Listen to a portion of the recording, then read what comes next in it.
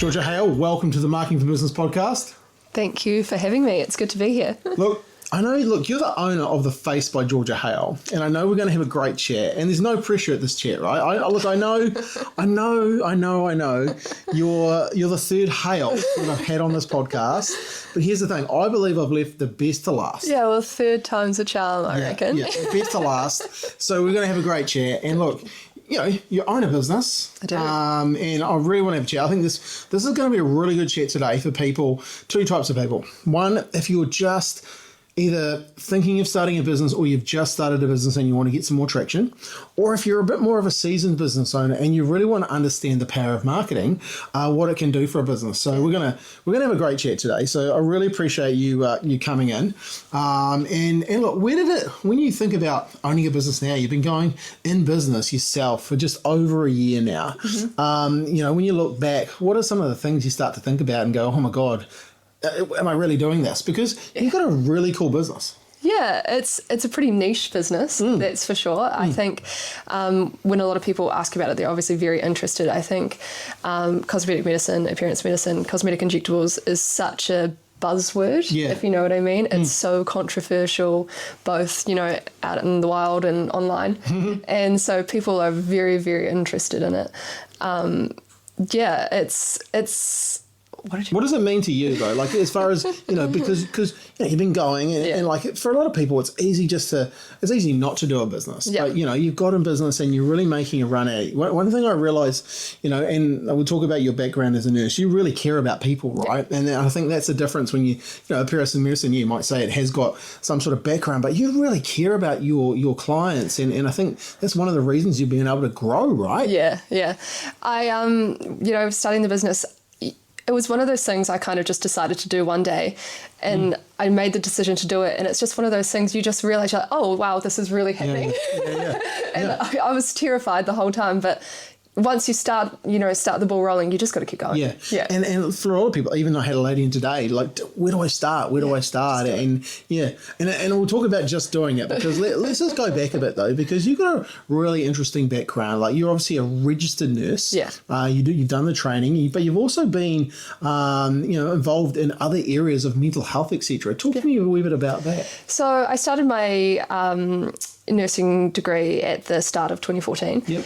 I finished high school end of 2013, and which makes me 29 now, so I'm old. Trust me, you're just getting started. And I finished my high school, and I'm the type of person, I really am bad at just sitting still. I couldn't really imagine myself just sitting and working in an office environment. I had absolutely no plan and was kind of just sitting around. I was like, oh, maybe I'll take a gap year. And it was at the start of February in 2014. My mum was like, well, why don't you be a nurse? And I was like, oh, yeah, that'd be cool. Yeah. And a week later, I was sitting in a lecture theatre. So was there any oh no, I don't want to do that? Or did you just open to it? You just like the idea? I'm a pretty off the cuff kind of person. Yeah. And so I decided that I was just like, okay, what cool. If you said go and be a fireman, would you have done that? Probably. And so good. A week later I was sitting and I got accepted really fast. Yeah. I think that maybe the intake wasn't full, and then I ended up just finishing my nursing degree. And again, I'm not naturally very academic, or actually no, I beg to differ. I'm not very focused. And so I struggle in learning environments. And I had a really good friend at nursing, and he actually tutored me the whole time. Oh, wow. Got me through it. He was kind of like, tutoring you helps me learn. Yeah. So I really got through that.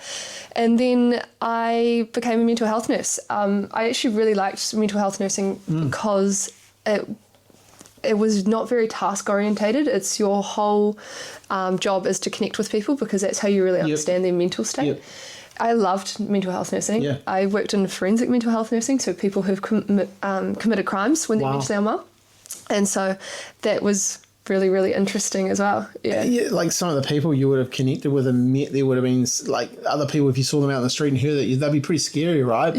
But as a person, you were seeing them as a nurse, you're seeing them as just a person, as something behind that as well. Like how did you handle that environment? Because like it's pretty intense, right? And things can change in an instant, and that's actually what I really liked about it. Like, you'll be sitting there watching TV with your patient, and you'll be talking to them about what's on TV, and that's actually a really good way to understand how present they are in their mental state, because if they're talking about crazy stuff going on TV and there's nothing crazy going on TV, you can make a good assessment of someone. And then all of a sudden the alarm bells are ringing and there's a huge emergency happening.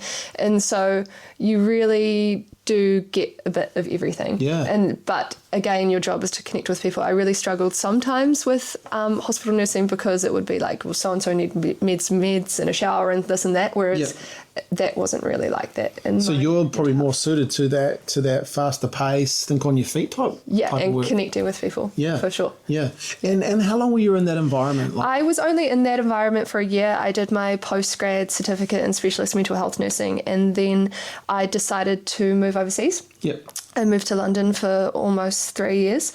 I actually was going to do nursing in London, but over there it's was more money and more flexibility in terms of hours to be a nanny. Oh, wow. Because people want to hire a registered nurse from New Zealand. It's true. To be a nanny in your home. To be a nanny in your home. That's pretty good, isn't it?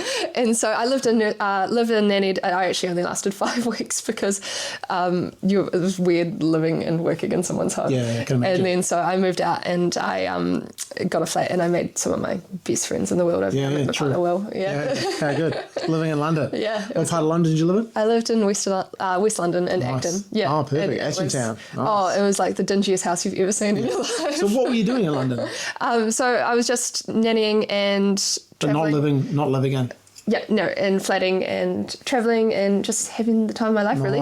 I came back and I wasn't really sure if I wanted to go back into the DHB environment. I did for a little bit. And then a friend of mine actually said, you should do this. And she sent me an Instagram of a cosmetic nurses page. And I was just like, oh, yeah, that'd be cool. And once again, you hadn't thought of that at all? No, it hadn't crossed my mind. And then I kind of fell into it, and I ended up absolutely loving it. I loved the... So the kind of structure of being a cosmetic nurse is you generally, even if you are working for another company, you are still a sole trader, so you're still contracting. So I got forced to open my own business, because that was really... the only way to do it. And so I just kind of, again, I fell into being a business owner, but again, love it. And so when you think back, you think some of those things, like your mum makes a suggestion, you join nursing, your friend so you next meet your parents' medicine. Like, it's pretty, I guess, do you think like not having such a rigid plan's really worked out for who you are as your personality? Yeah, 100%. Because I think, like also being in that, if you're a really wound up and stressed person, you probably wouldn't go that well in that Hill Morton or the mental health environment, that some of those areas that you worked in, right? They're pretty intense, right? So you're naturally... your personality really allowed you to evolve in those. Exactly. And to be fair, when does the plan ever actually go to plan anyway? No, true. So it's the butterfly effect. It just falls and whatever's going to be is going to be. I've heard some of your travelling does happen like that too, It's like turn up and see what happens. 100%. Whereas my sister Liv, for those who don't know, works with Scott. She is type A, plans to the minute, whereas I'm just got the hotel barely booked and turn up. Hey, so you're back here, and back in Christchurch. It's obviously definitely different coming from London, coming back to Christchurch. What are some of the things you started to really enjoy about back being here, and obviously to some degree being your own boss? And then when did the opportunity come to do your own thing? So I loved being back in Christchurch. There's just no place like home. When coming back to New Zealand, you actually, I remember my first week here, we were just driving around and I was looking around. I was like, it is so beautiful, and I cannot believe I haven't noticed it this whole time. It's not till you go away, right? We definitely see that we're very, very lucky. Exactly. And so wanting to kind of put down roots, I guess, I was, how old would I have been? I would have been about 25, and I was like, okay, well, time to start actually thinking about my future. My partner Will had just started a building apprenticeship, so we kind of had roots here for, the next 4 years at least. And so, and then kind of going into my own business, and then that kind of made me put down roots as well. You can't really leave because you've just built up this whole clientele, right? And then the opportunity that kind of came up to start, I was sole trading at that point, and then so the opportunity kind of some changes in that business, I got the opportunity to start my own company. Nice. And so that's where we started with The Face. Yeah. And I had a lot of input from your amazing team at that time. And I kind of came in, I realised I had a big chunk of savings and I realised, okay, cool, I'm going to start my business, my company with this savings.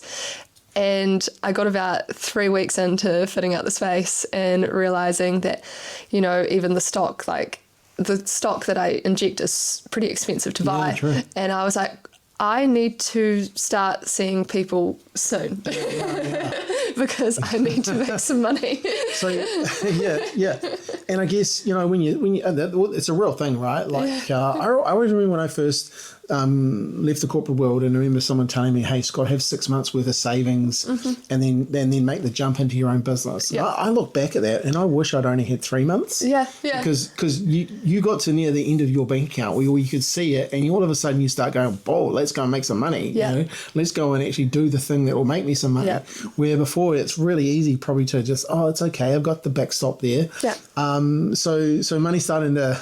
Yeah, and so I within about kind of 3.5 weeks of leaving my contracting job, I was treating my first client in my brand new clinic space. That's cool. At The Face. And so lucky I've got a top tier marketer as a sister. Yeah. I have her partner does sign writing. Yeah, true. And mine is a builder. Yeah. So perfect. I kind of had the 18. Yeah. But once again, you know, like if you didn't have those people, you could find those people. You could right? find those people. Yeah. But it just, you know, momentum. This is why one thing I want to talk to people about today, especially if you're just starting out or you're thinking starting out.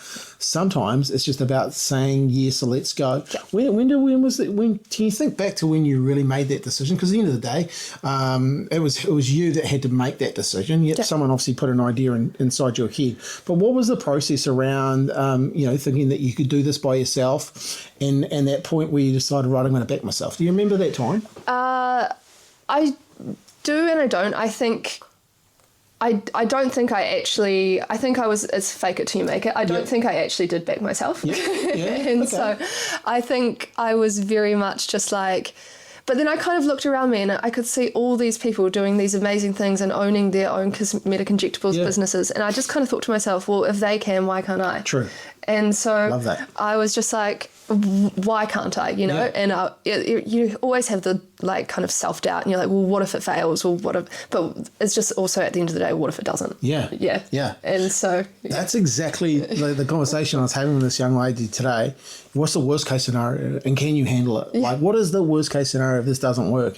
And like, if you really think about it, well, if you're going to put everything into it and you're going to give it 100%, chances are it's going to go okay, right? Yeah. You can control the outcome. Yeah. Right. And that's exactly what I said to her. Yeah. What can you control? Well, actually, you can control about turning up every day. Yeah. You can control that you're going to shoot those videos. You're going to control that those videos are going to go out. Yeah. You can't control if someone's going to like give you money from watching them. Yeah. Like that's not in your control, right? But what you can control is the client experience. Totally. So you can control that when one client comes in, you are going to give them the best experience they've ever had in their life. Yeah.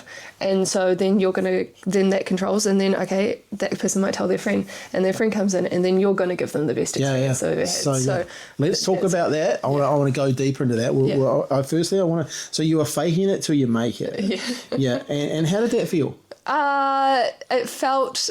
Every day was different because one small setback, you kind of think, well, I knew I couldn't do this, right? And then you have a win, and you're like, okay, maybe I can do this, right? It was so up and down. And so I think your mind is your most powerful tool, but it's also your biggest hindrance as well, isn't it? Because it'll play tricks on you, right? And because it wants to show you proof that you were right. Yeah. Whether you were thinking positive or negatively, it was going to show you.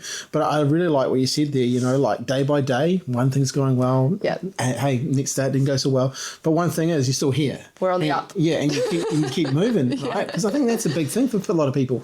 A lot of people do quit. And I think it's a real testament to your mindset, like that you didn't quit and roll with the punches. And I think that's real key. Well, you've got, and again, when you put so much into it, you've actually got no choice. Yeah. You're like, I had so much time and money invested into this idea. I told everyone this idea was happening. I can't back out. Yeah. and also you got the proof that other people are doing it. Like, so you just need to, be good, or if not, just a little bit better than them, and you're going to be okay, right? Yeah, exactly. But it really does, that confidence thing is a big part of it. So, okay, so you got some confidence, you're getting some wins, and all of a sudden you're dealing with people. Let's talk about that customer experience, because I think that's really an area that you're very, very good at. Like you really focus in on the person, give them a good experience, so they do want to tell other people. Tell us a wee bit about where firstly, where does that thinking come from? Where is it from? Parents? Is it from Look, my dad Murray is in business and radio, and he deals with clients all the time. I've definitely grown up with his clients being family friends. Yep.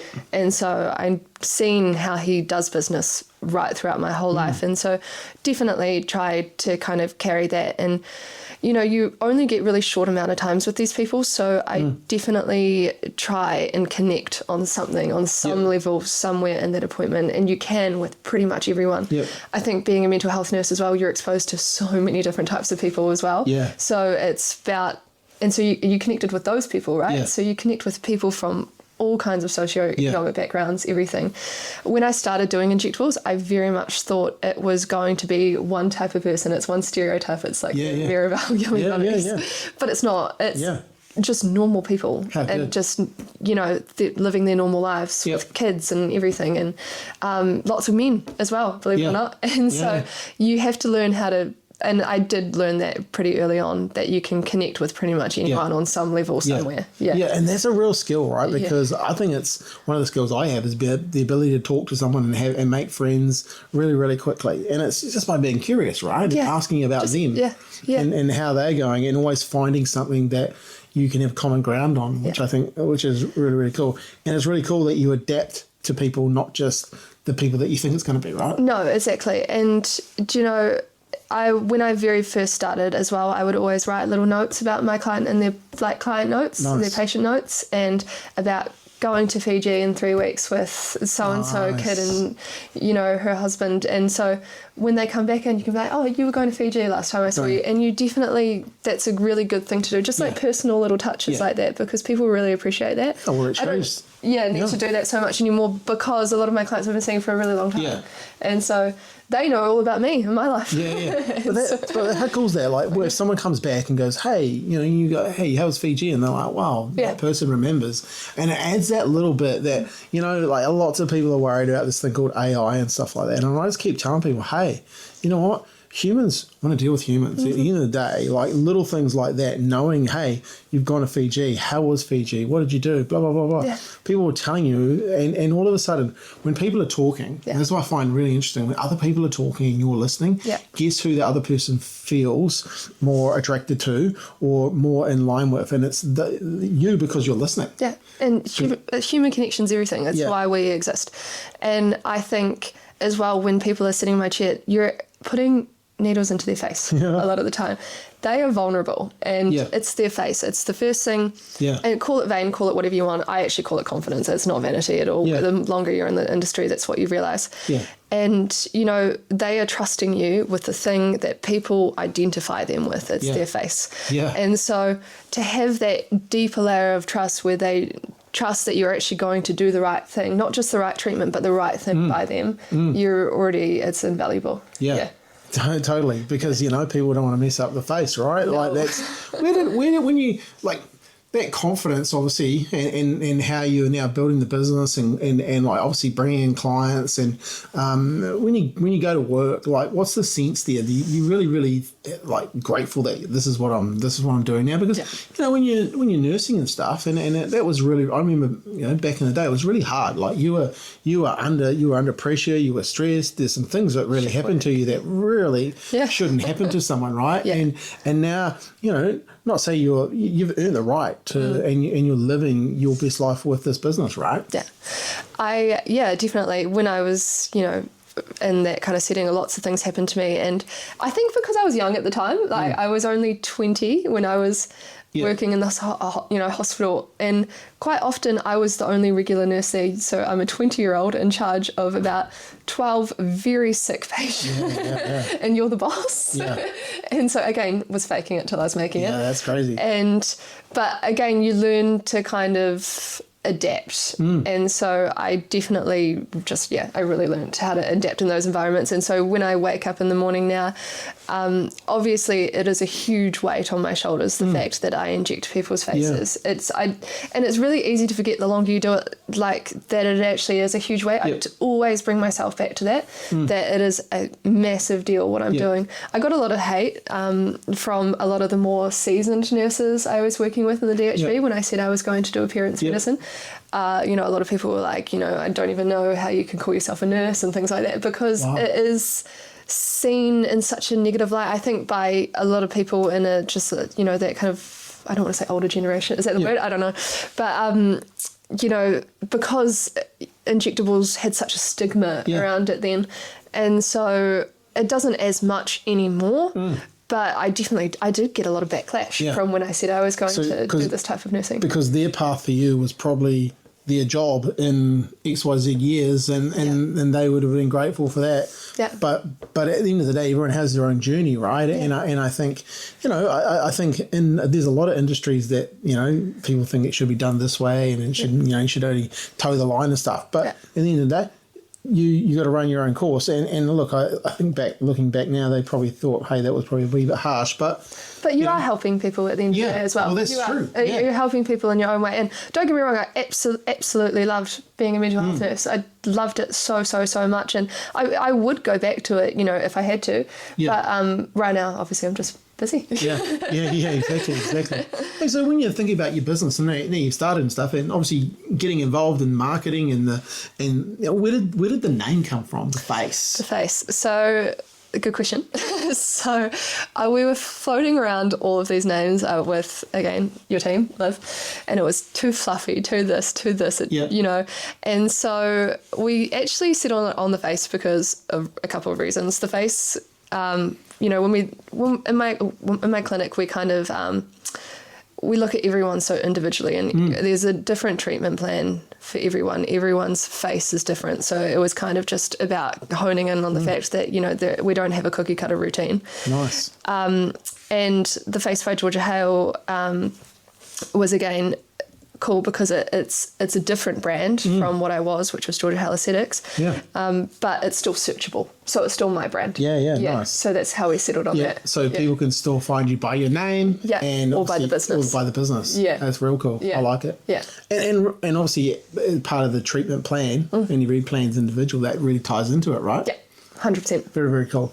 And so when you start marketing, what were some of the things that you really wanted to achieve? What is, because in the day, you've had to put yourself out there a little bit, and how have you found that when it comes to marketing? It's not my natural kind of thing.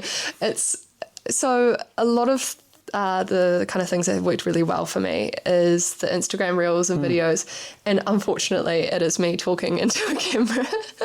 And that is, if you know me, that is so not me. And a lot of my friends, were kind of like, giving me a bit of slack that time, and that would be like, oh, I was scrolling and I saw your video come up, and that that's so not me. And so try being a 50-year-old male and your mates give you stuff about that, yeah, they do. And, totally. But you do have to be a little bit cringe. Is that the word? You have to be a bit cringe. Because you just have to put yourself out there and just go with it. End of the day, like marketing, consistency of message plus frequency of reach become relevant. If you don't put yourself out there, if you don't have that message and you don't frequently get out there, you can't become relevant. If you're not relevant, people don't know who you are. So it has to be. And if it's going to be my brand, it has to. You kind of have to be. It has to be your face. And I even said to the girls when the girls here, when I started we started doing all of my marketing, I did say, guys, there's way too much of my face on this page. And they're like, nope, there's not enough. Yeah. Because here's the thing, and this is something I always tell business owners and when I talk to them and stuff, you know, like you'll get sick of seeing your stuff before the people that can and want to buy from you will, right? Yeah. They need to see, I always say there's quality people and quantity people. Quantity people need to see 30, 40, 50 business videos or bits of content to make a decision. Yeah. Then you've got your quality people. They only need to see things 1, 2, 3, 4, 5 times and they're in, right? Yeah. And it's a real challenge as a business because, you know, like, I don't want to, you feel that your frequency is too high. Mm-hmm. And the reality is for the marketplace, it's probably way too low.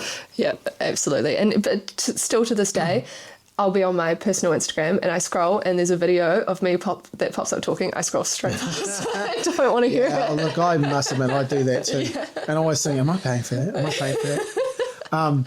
But look, so when you look, you've been doing it now though, and so what have you learned from that? Because people will say to me, oh, is it really worth it? Well, you tell me, has it been worth it for you to do 100%. That? Because, you know, I would rather put up with a bit of jib from my mates than not being able to employ 15, 16, 17 people now.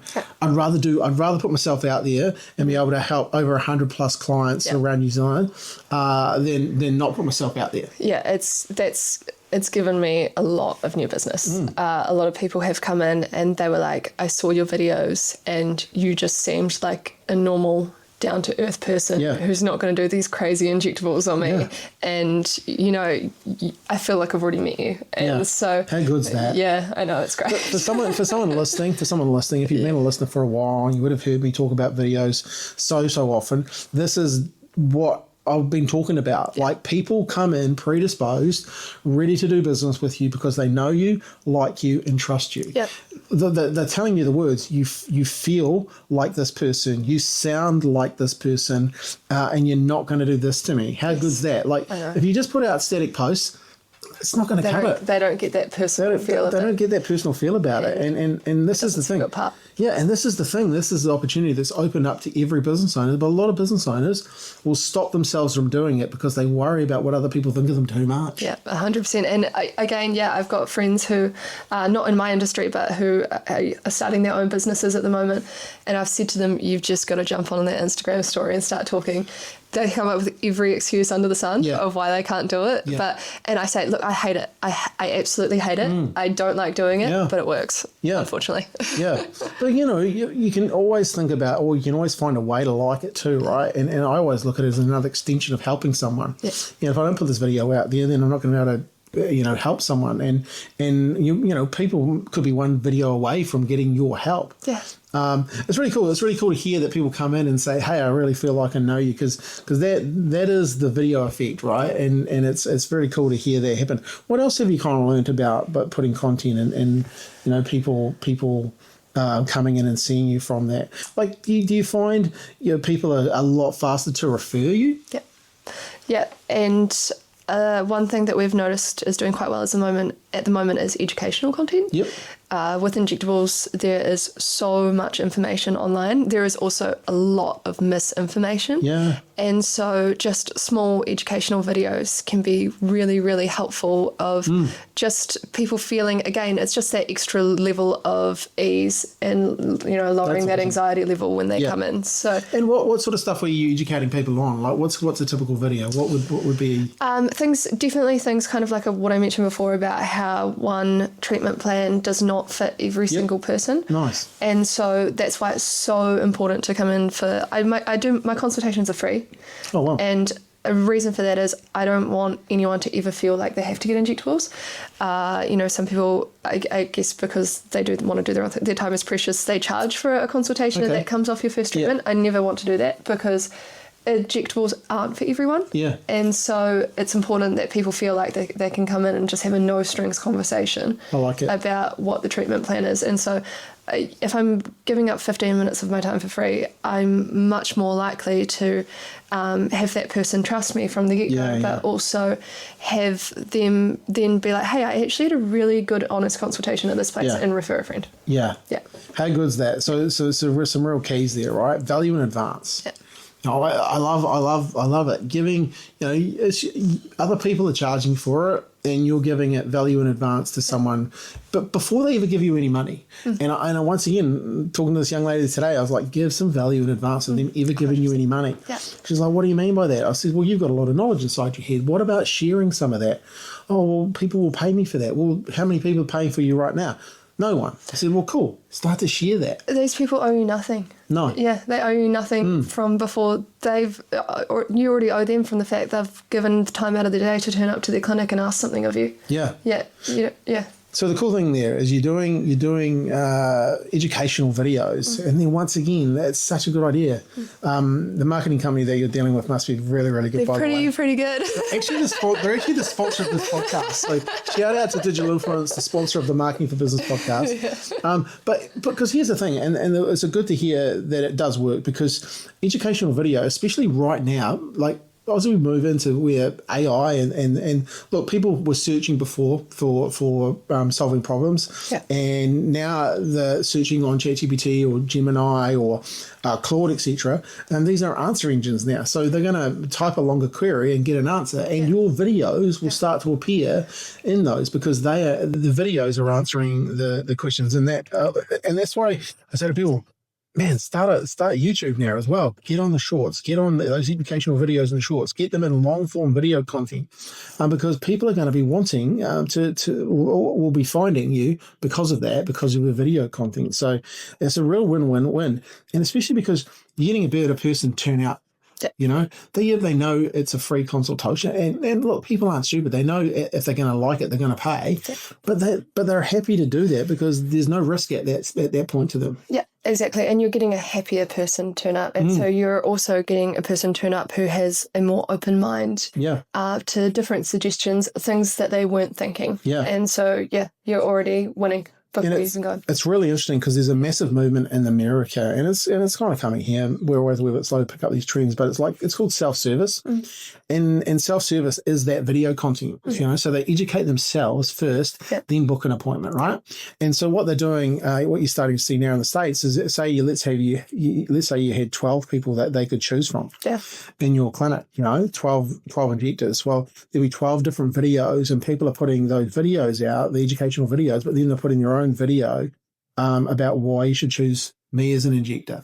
And all of a sudden their conversion rates are going up because they're hearing from this person, and then they're booking with that person who actually had their own video as well. And it's really, really that whole self-service. People want to be educated, they want to be influenced, but in their own time. Exactly. Everyone nowadays is pretty chronically online. And it's great, but it's also terrible, but we just harness what's great about it. Harness what's great about it and make it work for you and your business. Absolutely. What else? So why Instagram stories? Like, tell me about why you think that was working, or why does it work? Again, people just like a quick, easy thing that they can click on. And if they're not interested, they'll click fast. But generally, if they're obviously being shown it with algorithms and things like that, they've searched it before. And so it just starts to kind of feed them that positive reinforcement. Okay, well, I've searched this thing and now it's come across my page again, but now there's someone who's talking about it in a way that I understand, in a way that I can relate to. And I think that's kind of like, it's the new way of marketing, right? Like, you actually don't need people to follow you anymore, because if they're interested, they'll actually consume. And that relevancy part really comes to play. And I think like that's exciting for people who are creating content. And it's like some influencers would never make the same amount of money that you would make or I make from our businesses because we put out content. They have to make their money by doing content and putting a silly little ad in it, or trying to sell something, where we actually make money from marketing ourselves as businesses using the same platforms. And then making that human connection. Making that human connection. And then the algorithm does the rest. It's crazy to think, how quickly someone can consume your content now. When you think back, like when your dad was starting and I was starting and our clients back in the day, Yellow Pages radio, door knocking, and like 1, 2 TV stations, right? And the ability now to have that depth and that wealth of information that you can have out there, but not only that, it can be pinpointed to the person sitting there on their phone thinking about getting some cosmetic injecting. thinking about some certain topic of that cosmetic injecting or appearance medicine, and all of a sudden you can appear answering 1 question, 2 questions, 3 questions, 4 questions, 5 questions, and then all of a sudden they find out you've got a free consultation. Yeah. Who wins? Exactly. Yeah. You know? 100%. That's crazy to me. Yeah, it's great. And do you know, fun fact, when I first started doing the business, Will and I went out to one of the subdivisions with all of these flyers and flyed so many letterboxes with my details. I did not get 1 lead. And we spent like 3 hours doing it. It was worth a shot, right? No, look, I did that when I first started. My one of my businesses, I did a fly drop around Northwood because I picked Northwood because all these people, it's new, they've got money. Yes. I got no response. I spoke to my mentor about it. And he goes, "What? How many times have you done the drop?" And I said, "Well, I've just did it once." He goes, "No, you got to do that area at least 10 times." And I was like, "Oh, really? It's got to be a faster way." Yeah. This was before the yellow bins, I think, too. So the red and yellow bins, now it just goes straight in there, right? Yeah, but that's the thing, you know. What I liked about that, though, you're willing to try stuff, right? Yeah. And if you've got to try everything. You've got to try everything, you know, and find out what works. And all of a sudden you figure out what works and you double down on it, which is kind of exciting. What about, you know, now you've actually employed someone? Yes. How exciting is that? Contractor, yeah. Working for the business, yeah. Yep. Very exciting. I was kind of just saying to you, Scott, before, it's so hard to delegate. It's just being you and your own business, but I'm getting better, which is great.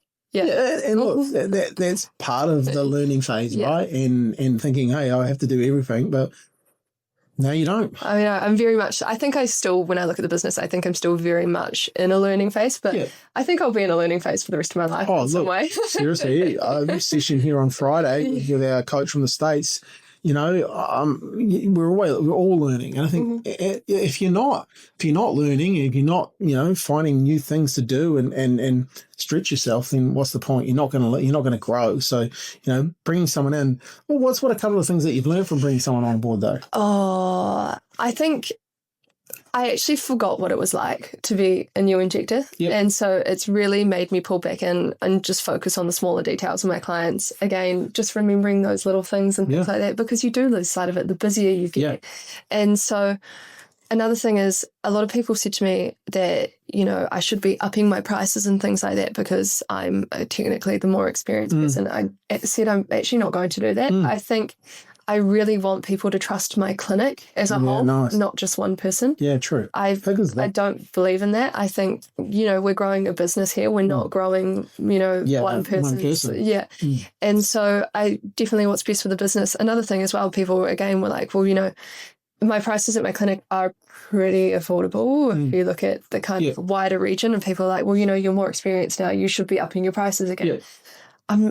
No, I'm not, because the business is doing well. Yeah. And my whole kind of ethos when I started this clinic, I said, why can't I give people an amazing experience in a luxe environment at an affordable price? Like, why can't I do that? Why can't I take what I'm already doing and just do it in a beautiful clinic environment and give them this incredible experience still at an affordable price? Why can't I? And the thing is, if it works for you, it works for you, right? It's working. It's, and people love that. The people love that. They don't ever come in and go, why are you so cheap? Yeah. You know? And we're not like so cheap, but you know, it's, I suppose injectables is a luxury in anyone's eyes. But, you know, no one ever comes in and questions anything like that. They're just like, this is amazing. This is, and what I love about it is your game. Yeah. And you've decided your game, right? And I think that's a real key. Yeah. You know, for someone who's been in business a year and a bit, that the fact that you understand that it's a strong mindset, right? This is your game. This is how I'm going to play the game. Yeah. And other people can tell you what you should or shouldn't do, but at the end of the day, it's your game. This is how you're going to play your game. And you have the right to change the rules if you want later on. But right now, this is what I want to do. And if I can do it, you know, if something came in tomorrow and all of a sudden, you know, you had to put your price up, you probably got room to. Right? Yeah, exactly. And you know, you do, and you can make your own rules. But I think I'm also as well like such a yes man. And if someone tells me to do something, I'm like, oh, you know, I guess it comes back to that self-doubt. I'm like, you know, maybe my idea isn't the right idea, but I think it's really important when you start a business to have your, you know, guidelines, your outlines of what you want this business to be. Yeah. And since I already had that guideline of, well, I actually wanted to give an affordable price in a luxe environment, I came back to that and I was like, no, hang on, that wouldn't fit with the guidelines. That's nice. Yeah. Like we have core values here up on the wall, and that's part of our guidelines. That's our core value. We have a mission, we have a purpose. Yeah. We can come back to those, and I think that's part of your core value and a part of your purpose is what you do. Lost in it. Yeah, exactly. Because it's real easy to get caught up in what everyone else does. Yeah. And if maybe you put your price up too far and all of a sudden business is going backwards, right? But you can sit there with confidence. What I also love, like you're thinking long term, right? We're not just putting the price up for one person. No. We're putting, this is a business, and I've got a contractor in, and who knows, in years to come, you could have 50 contractors all around the place doing stuff for you, but your long-term thinking, not short-term thinking, because that's, a lot of people get stuck in that. They get chased, they chase a shiny object, and next minute they're doing this, they're doing that, and they lose the mindset of what it's all about. So it's cool that you've got that, and it's cool that you've got that from hiring someone, right? Yeah, and I want people to feel like they can see either of us and get the exact same experience. And I'm sure you're the same with, your people as well. You trust your team, right? That is one of the, the things that is the hardest to let go of, right? That they'll get the same experience. Yeah. And because we have this mindset as humans that no one can do it better than me. Yeah. Well, until you see someone else do it better than you. And then I got a great testimonial on my website from a gentleman called Sam Cherry. Him and Damien own Tobacco business sales here in Christchurch. And he said something about, I've been known Scott for like 20 years and now known him in business, but now I don't even deal with him. Mm-hmm. He deals with a team and he gets obviously a better service. And I think that's great. Yeah. Like, that's when I got that testimony, I was like the happiest. I was like showing people this is what it's about, 100%. Building leaders, building capacity inside your business. Yeah, because it's just going to benefit everyone. Yeah. The decision to take someone on, like where did that come from? And like once again, did someone just turn up, or what was that about? I was getting to the point where I'm fully booked pretty much every day, which is awesome. And so a lot of that was long-term clients, and then again with my marketing, so many new people coming in who then become your long-term clients. Well, so your books fill up, and so I was getting to the point where people are saying, when's your next appointment? And I was saying 3 weeks' time. And people don't always want to do that. So the pressure was on. I was, trying to work more days and things like that. But, not only are you the injector, but you're also the receptionist, the accountant, the person who manages the place. And I also hold the lease on the building time and I sublease. So I was wearing a lot of different hats. And then I was getting a lot of kind of CVs and things coming through to the emails. None of this one just stuck out to me. She was so well spoken and she really seemed to kind of harness what I was saying before about actually the gravity of, working on someone's face was so important. And so I just met her for coffee and she was smart, she was great, she was kind and willing to learn. And nice. I think if you can kind of, find someone who has those qualities, then you're winning already. Was she the girl that had applied before, but you weren't ready, maybe? And so, forgive me if I'm wrong, but did she came back, you said come back at such and such a time, and she came back? Yeah. So I'd only been in business for, I think, maybe 7 months. Yeah. And I kind of said, look, I'm happy to meet you. And I kind of sat down and I said, I'm not interested. I'm just not ready. Yeah. I haven't even completed a full financial year. If you haven't found anything, get back in touch. 1st of April, email me again. How did your financial year go? And I just thought that was awesome. I think her follow-up was amazing. She obviously takes it seriously. Yeah. And so I was like, okay, you can't say no to that. No, because here's the thing. Someone who has initiative and has listened, has stayed in the queue and then reapproached. I think that's just gold. And that shows to me someone that has really, really wants it. And I think that's one of the biggest things. I was talking to a young guy yesterday, and he said, what do you think the biggest thing about getting a job and stuff? And I said, you got to want it. Yeah. You've got to show up. Like unemployment is the highest it's ever been for people under 35. You're in a battlefield for a job, but you've got to show that you want it. Yeah. Stuff like that shows me that you want it. Yeah. Turning up, emailing the first. Well, it's kind of smart because she knows that this is your new financial year. So like, it's genius. Fair play to her. So how's she working out? Awesome. She's doing really, really, really well. She's, again, we're doing a lot of marketing. Because, and I actually realized I was losing a lot of business by not having someone else in. Because now I'm just seeing all of these new consultations booked because there is capacity for people to do that and not wait. And so I actually didn't even realize it. And now looking at the books, I'm like, wow, I would have missed out on all of these people because I'm fully booked for the next 2 weeks. Yeah. And it's not till you build that capacity and have all of a sudden the vacuum comes in. And how good's that? They like it. And also the person, once again, really well trained, is going to do a great job. It's going to the ethos is there, the philosophies are there, and so you trust her. It's you've got to trust that you've done the right training and you've prepared them right to kind of release them into the world. And then all of a sudden, hey, it happens and you think, wow, what was I thinking before? Exactly. And I was so scared. I always remember, like, when I had on page one, I wasn't really that keen on hiring people. And then we hired some people and that was really, really good. And then sold that business. And I kind of thought to myself, I don't know if I really want to hire people again. And then I realized the way we were hired back in that business was kind of wrong. And I didn't really get to play my own game. And then I was like, right, this time I'm going to play my own game. And now I'm like, wow, it's so good when you employ people because, one, you bring smart people to the table. And it's not about you anymore. It's about other people. And other people just want you to give them an opportunity. And this is what this young girl is doing with you. She just got given an opportunity. And now you're kind of reaping the rewards of that as well. Absolutely. And do you know another thing as well? I was thinking about it and I was like, again, that self-doubt crept in, right? And I was just like, like, what if I'm not ready? Or what if I can't pay them enough? Or what if the whole place goes under and I lose everything? And I looked around at the industry. I saw some of the other nurses, again, who were like kind of my age and things like that, had hired other people. And it just came back to, well, if they can, so can I. And so you just got to do it. That is such a cool way to think about it. If they can do it, then so can I. And take some time to actually, realize that that's true. Because it's okay to have self-doubt, but it's not okay to self-doubt yourself to the point where you just don't think you're good enough to do it, because everyone is good enough to do it. But some people will let it hold them back.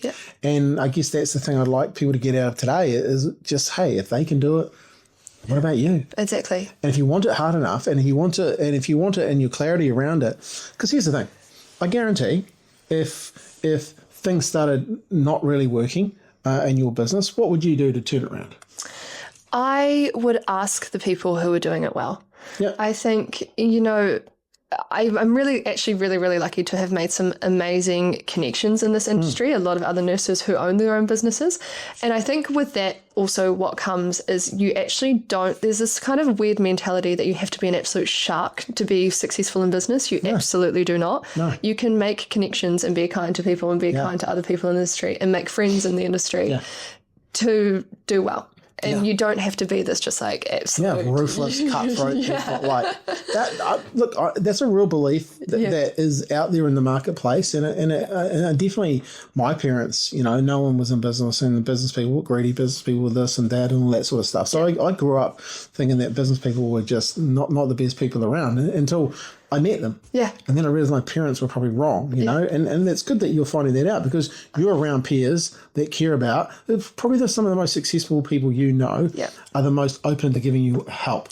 And they are 9 times out of 10 so willing to share their knowledge. And so I try to do the same. I get people, for example, we started the membership subscriptions.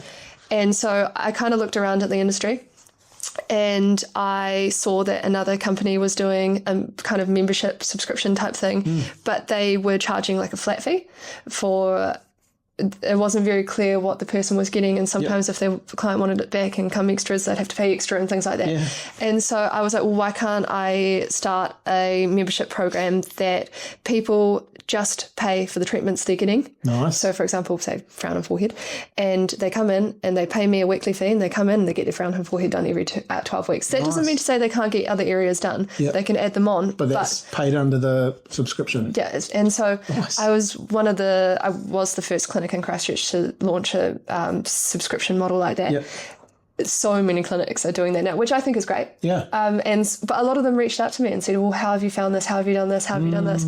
I was pretty willing to share that knowledge because A, they're probably going to do it anyway. Yeah.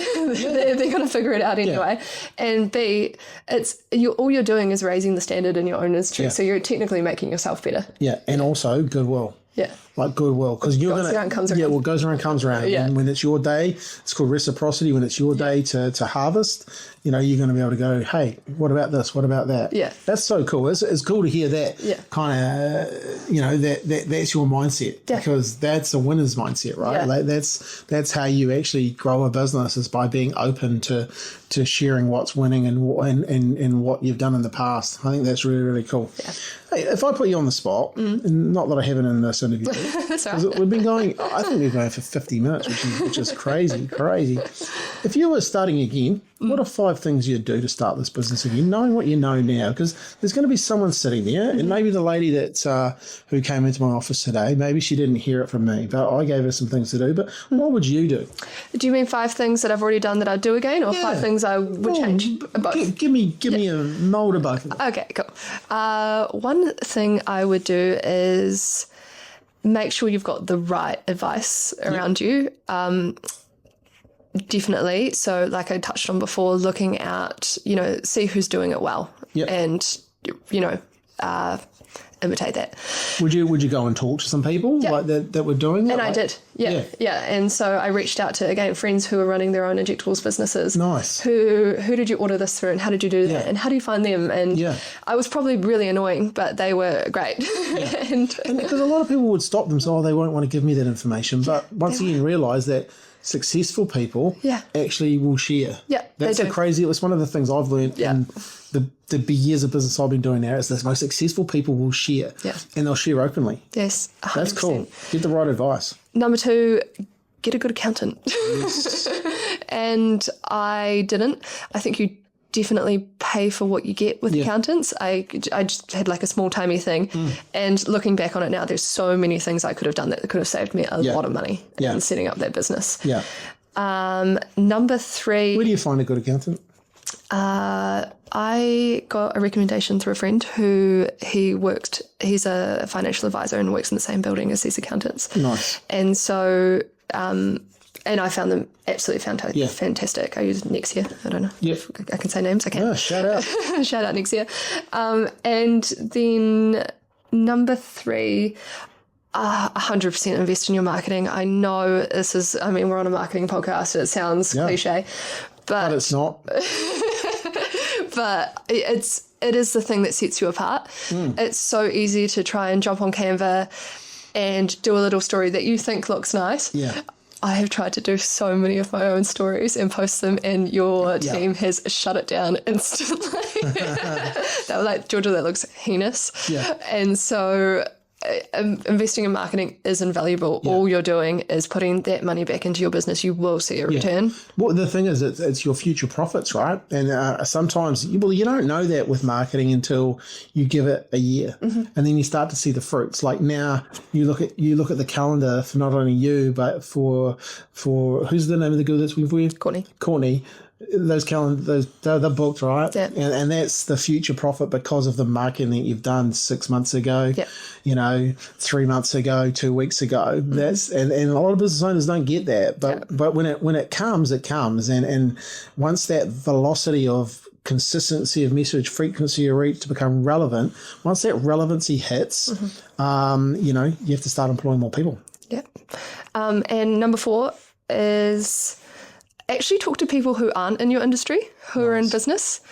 you won't believe the ideas that will come from those people who actually don't understand the business side of your industry. All they do is understand the consumer side, or not even the consumer side, who just run their own businesses, because they ask the most basic questions, and you can formulate the most incredible ideas from those basic questions. Yeah. What's an example of that for you? Talking to my dad, actually, who he knows absolutely nothing about injectables. I've been he needs some. I think he should get some. What do you reckon? He's if we get 100 likes on this post, I reckon Murray should get some. Yeah, there we go. Yeah, Murray will get some injectables. He'll complain the whole time though. I don't know if he can handle pain. That's all right. It's locked. It doesn't even hurt, but he'll whinge. So yeah, I was talking to my dad, and do you know the funny thing is he gave me some advice. He actually gave me terrible advice, but it was amazing because I said, well, that's what I don't want to do. And so it actually gave me really good ideas for what I do want to do. Oh, he was telling me to that I should go and talk to some other clinics in the area and buy into their franchises or something rather than starting my own brand or something like that. Yeah. And I was like, no, okay. Yeah. And so it gave me some good ideas of actually what I want my brand to be. And I wanted it to be around me. Okay, good. Yeah. I love that. Because the one thing I wrote down earlier, I think you have got a brand here that is really, really transferable and can scale into other areas. And if you ever wanted to build a bigger business with a lot more people and a lot of I think the brand side of it is the face by Georgia Hale is really... that's exciting for what you could do with that, especially. And the main reason I said that is when you started talking about your ethos and your philosophies, that's what a brand can pin itself on and grow on. So that's very cool. Thanks for that advice, Murray. Yeah. Number 5. Just have the confidence to do it. And look, even if you don't have the confidence, pretend like you do. And you'll go pretty far. How do you do that, though? How do you pretend? Just put a smile on your face, take a big deep breath and fake it till you make it. Yeah, and turn up every day. Yeah, turn up every day. And so that's it. Like, even if if you feel like you don't have it together, you have to pretend like you do. And you'll eventually just trick yourself. Yeah. Yeah. You trick yourself into thinking you've got it together. You'll get to a point where you'll go, you know what, I know what I'm doing. Yeah. Yeah. And it's, I can't do this, I can't do this, I can't do this, until one day you wake up, you're like, wait, I'm already doing this. Yeah. That's kind of cool, right? Because that's, end of the day, like, as a business owner, sometimes we're just building the plane on the way down, right? Like, we've jumped out and, like, we're just going for it. Yeah, exactly. I think that's the most exciting part. What would you say is number 6? I've got one for you, because it's how you've been successful and why you've been successful. Customer service. Yeah, connect with others. I was about to say, that's it. Your client is always right, even when they're wrong. And so you really, sometimes it pains you. And, again, with social media, we are so contactable. I'll be sitting there at 10 o'clock at night and a client's got a question, things like obviously you have to create boundaries, or if they are, it's like I said before, it's really highly anxious, so they might text you at 10 o'clock at night and they've got some kind of anxiety about a treatment they've had done. You just have to actually just suck it up, and it's customer service. And so just take care of people. And the fact that you do that, because other people might just have their phone off, right? Yeah. And I think that's the difference, right? When you care about people and you want to generally give them service, and you understand the thing that you're really doing.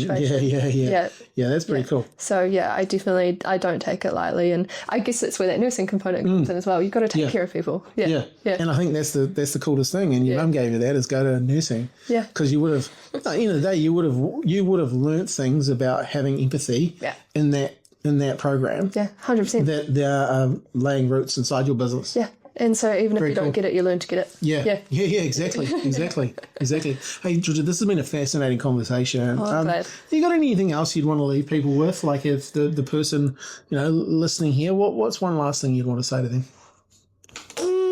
I would say, in regards to starting a business or injectables or whatever?